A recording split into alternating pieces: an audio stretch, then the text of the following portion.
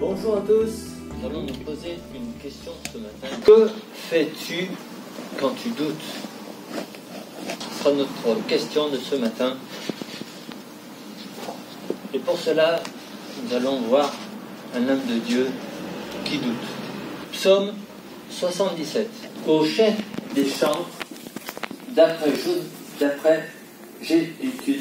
Psaume d'Asaph. Ma voix s'élève à Dieu et je crie. Ma voix s'élève à Dieu et il m'écoutera. Au jour de ma détresse, je cherche le Seigneur. La nuit, mes mains sont étendues sans se lasser. Mon âme refuse toute consolation. Je me souviens de Dieu et je gémis. Je médite et mon esprit est abattu. Tu tiens mes paupières en éveil et dans mon trouble, je ne puis parler. Je pense aux jours d'autrefois, aux années d'autrefois. Je pense à mes cantiques pendant la nuit. Je fais ces réflexions au-dedans de mon cœur et mon esprit médite. Le Seigneur rejettera-t-il pour toujours? Ne sera-t-il pas plus favorable? Sa bonté est-elle à jamais épuisée? Sa parole est-elle anéantie pour l'éternité? Dieu a-t-il oublié d'avoir compassion? A-t-il dans sa colère retiré sa miséricorde? Je dis, ce qui fait ma souffrance, c'est que la droite du Très-Haut n'est plus la même. Je rappellerai les œuvres de l'Éternel, car je me souviens de tes merveilles d'autrefois. Je parlerai de toutes tes œuvres, je raconterai tes hauts faits. Ô Dieu, tes voies sont saintes. Quel Dieu est grand comme Dieu? Tu es le Dieu qui fait des prodiges. Tu as manifesté parmi les peuples ta puissance. Par ton bras, tu as délivré ton peuple, les fils de Jacob et de Joseph. Les eaux t'ont vu, ô Dieu. Les eaux t'ont vu, elles ont troublé. Les abîmes se sont émus. Les nuages versèrent de l'eau par torrents, les torrents retentissent dans les nues, et tes flèches volèrent de toutes parts. Ton tonnerre éclata dans le tourbillon. Les éclairs illuminèrent le monde, la terre s'émut et trembla. Tu te frayas un chemin parmi la mer, un sentier par les grandes eaux, et tes traces ne furent plus reconnues. Tu as conduit ton peuple comme un troupeau par la main de Moïse et d'Aaron. Amen. Ma question ce matin, c'est: que fais-tu quand tu doutes? Nous avons en face de nous Asaph, celui qui a été choisi par David pour être le chef des chantres. Et là, il semblerait qu'il soit en plein doute. Pourtant, Asaph, on a envie de lui dire, mais qu'est-ce que tu fais? Dans le psaume 50, par exemple. Prenons le psaume 50. Psaume 50, verset 14, nous dit: offre pour sacrifice à Dieu des actions de grâce et accomplis tes vœux envers le Très-Haut. Et invoque-moi au jour de la détresse, je te délivrerai et tu me glorifieras. Amen. Psaume 73, au verset 24, 25. Tu me conduiras par ton conseil, puis tu me recevras dans ta gloire. Quel autre ai-je au ciel que toi, et sur la terre, je ne prends plaisir qu'en toi. Comment tu peux dire que la droite du Très-Haut n'est plus la même? Jésus-Christ est le même éternellement. Amen. Il ne change pas. Vraiment, quand le doute s'installe en vous, mettez ça dans votre cœur. Jésus-Christ vit éternellement. Amen. La Bible dit, là où 2 ou 3 sont assemblés en son nom, il est au milieu de nous, il est là. Il est avec vous tous les jours. Et n'en doutez pas. Asaph, il est en plein doute. Et voyez-vous, quand on est en plein doute, on a la tentation du retour vers le je, vers le moi.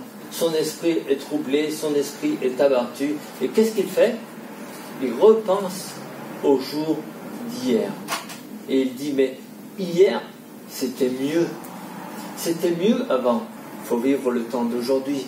Jésus est avec nous maintenant. Amen. Et le doute nous emmène toujours en arrière à nous poser des questions qui nous font mal. Chez Asaph, le moi l'emporte. Et il se met à faire son introspection. Il centre sa vision sur lui-même. Est-ce qu'il vous arrive d'éprouver les mêmes sentiments? De douter de vous-même? De douter de votre foi? Et quelquefois, nous crions à Dieu toute la journée, toute la nuit, comme Asaph. Et Asaph va même dire « Mon âme refuse toute consolation ». C'est fou, hein? Mon âme refuse toute consolation. À partir d'un moment donné, Asaph tourne son regard. Et finalement, le jeu disparaît et le doute fait place à l'adoration. Il faut que l'adoration prenne toute sa place dans notre vie. Détournons notre regard de notre nombril. Vous savez, ce petite chose-là qui nous ramène en bas, notre nombril, laissons-le et tournons nos regards vers Dieu. Et le Saint-Esprit interviendra et nous changerons notre manière de voir les choses. Asaph se met à proclamer la puissance de Dieu, la grandeur de Dieu. Puissons-nous faire de même dans nos vies, dans nos cultes, dans nos réunions de prière. Oublier notre nous-mêmes et proclamer la bonté, la miséricorde de Dieu, la grandeur de Dieu. Asaph se met à proclamer la puissance de Dieu et il sort alors de sa détresse en se concentrant sur Dieu et sur sa puissance. 2-3 petites choses, parce que les difficultés, elles seront toujours là. Les combats, ils sont toujours là, frères et sœurs. Mais dans les difficultés, dans les combats, dans les luttes, souviens-toi de Jésus-Christ. Souviens-toi de Dieu. Souviens-toi des interventions de Dieu pour toi. Souviens-toi des miracles. Souviens-toi que Dieu est fidèle. Il aime ses enfants. Vous savez, le peuple d'Israël n'est pas un peuple exemplaire. Comme nous ne sommes pas des gens super. Sans le Seigneur, nous ne pouvons rien. Mais il y a une chose qui leur a permis de sortir de leur détresse, c'est le passage de la mer Rouge. Ce moment où les eaux se sont ouvertes, ce moment a été pour eux quelque chose qu'ils n'oublieront jamais. Ils ont traversé la mer à pied sec. Leurs pieds n'étaient pas mouillés. Et ça, les Israélites ne l'ont jamais oublié. Mon frère, ma soeur, n'oublie pas la fidélité et la bonté de Dieu envers toi. N'oublie pas la fidélité de Dieu et fortifie-toi dans ta foi. Fortifions-nous. Lisons ensemble Ésaïe 50 au verset 10. Quiconque parmi vous craint l'Éternel, qu'il écoute la voix de son serviteur. Quiconque marche dans l'obscurité et manque de lumière, qu'il se confie dans le nom de l'Éternel et qu'il s'appuie sur son Dieu. Dieu nous a donné la plénitude de sa révélation en Jésus-Christ. Appuyons-nous sur Dieu. Quand nous doutons, quand nous avons des moments de détresse, revenons à ce qui fait notre force. Je crois que nous doutons tous à un moment donné. Mais finalement, les épreuves font ressortir notre foi. Et quand on place notre foi en Jésus, on n'est jamais confus. Alors il y a aussi la tentation des fausses opinions sur notre état spirituel, parce que on se met à douter, et puis finalement on se dit « Oh mais Dieu n'est plus avec moi. On n'est plus sûr d'être enfant de Dieu. Mon frère, ma soeur, tu es enfant de Dieu, et rien n'y changera.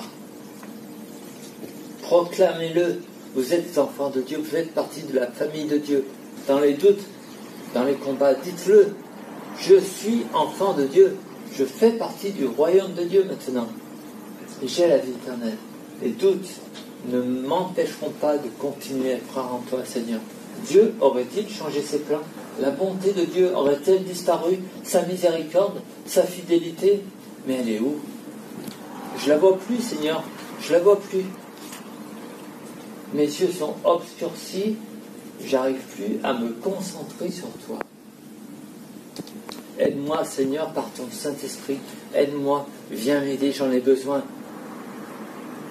Faites cette prière quand le doute s'installe en vous. Faites cette prière et certainement il agira. Voyez-vous, l'eau troublée finira par s'éclaircir. La joie et l'espérance finiront par revenir. Vous savez, il y a deux infirmités du croyant. Lesquelles d'après vous? En général, on dit que le croyant, il est en proie au découragement et il a des craintes.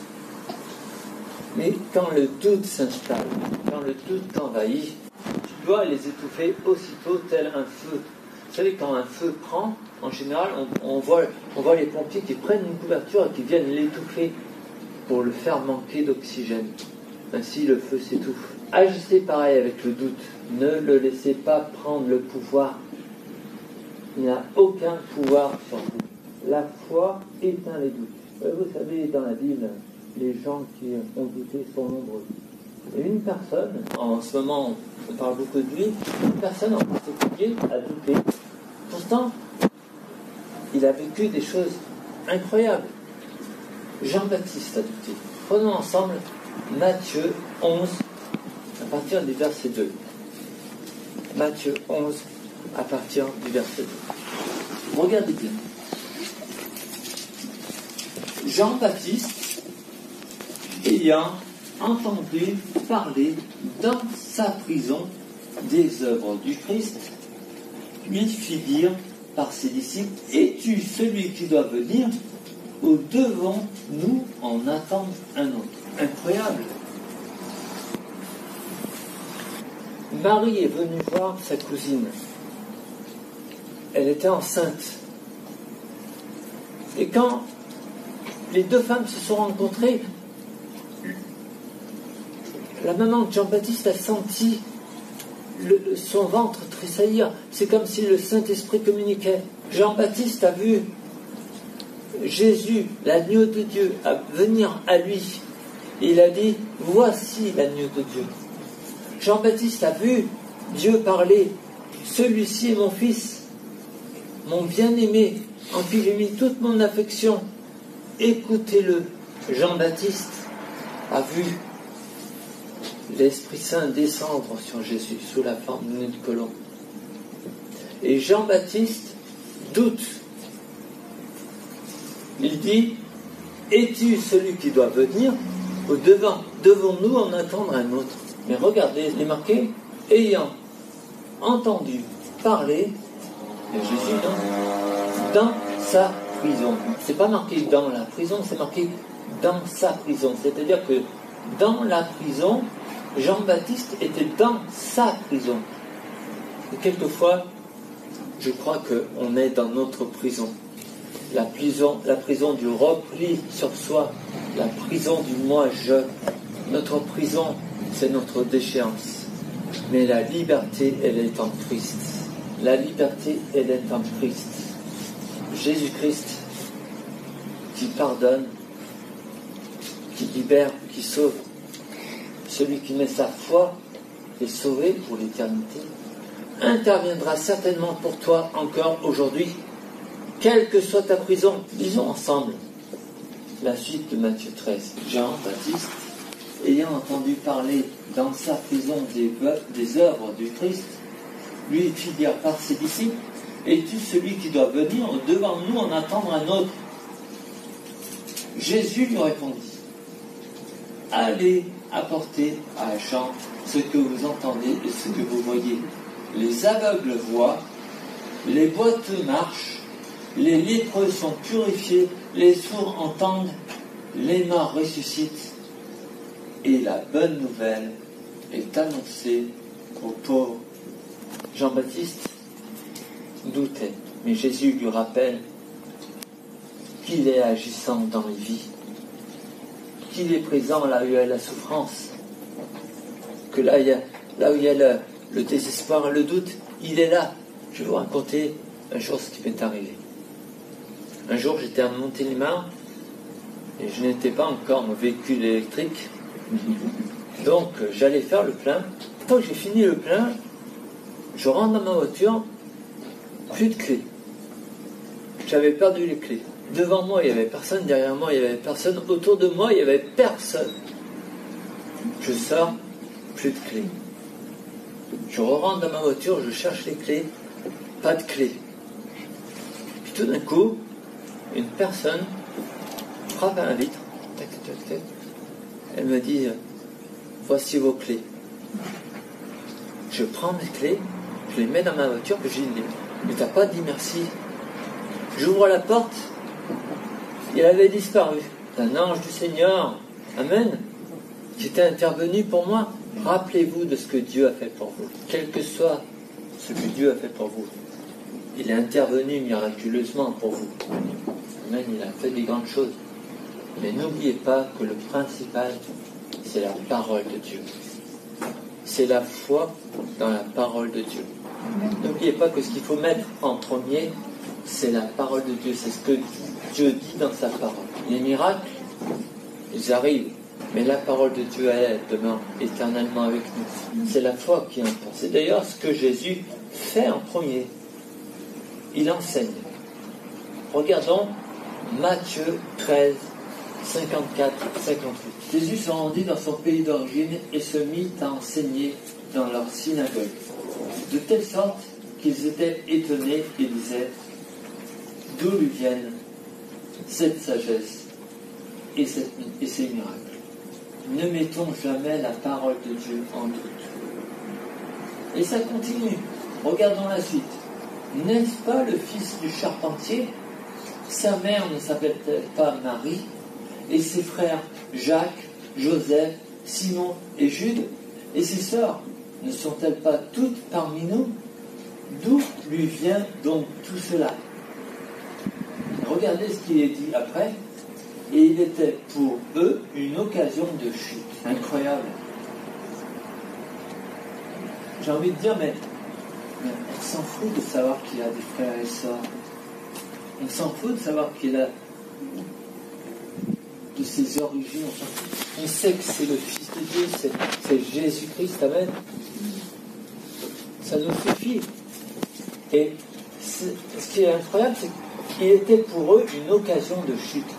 En fait, il ne s'était pas arrêté sur l'enseignement de Jésus, mais il se posait des questions, et ces questions posaient des doutes en nous. Frères et sœurs, quand on se pose trop de questions, c'est pas bon. Arrêtons de nous poser des questions. Nous allons nous faire du mal. Basons notre vie sur la foi en Dieu, sur sa parole. Il ne fit pas là beaucoup de miracles. Pourquoi? À cause de leur incrédulité. Le doute, la mise en cause des choses, eh bien, ça cause l'incrédulité. C'est la foi qui doit prédominer sur toute chose. La foi, un principe. Le doute, ça peut arriver à tout le monde. Enlevons le moi, le je. Souvenons-nous de ce que Dieu a fait pour nous. Ne doutons pas de ce que nous sommes. Nous sommes enfants de Dieu. Nous faisons partie de la famille de Dieu. Quoi qu'il arrive, nous sommes sauvés. Nous avons accepté Jésus. Il a fait sa demeure en nous. Basons notre foi sur la parole de Dieu.